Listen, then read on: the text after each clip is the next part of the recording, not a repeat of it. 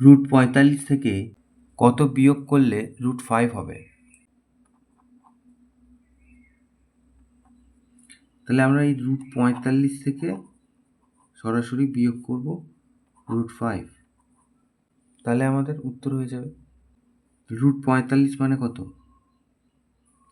এই 45কে আমরা ভাঙি, 3 দিয়ে 3 × 45, 3 দিয়ে 3 × 5 = 15, তার মানে 3 × 3 × 5, এইটা। তার মানে √45 মানে দুটো 3-এর থেকে একটা 3 বেরিয়ে গেল, 3√5 আর বিয়োগ √5।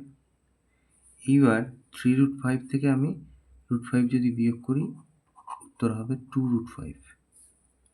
তাহলে আমাদের বিয়োগ করতে হবে কত? 2√5। তাহলে এইটাই হচ্ছে উত্তর। তাহলে অতএব 2√5 বিয়োগ করতে হবে।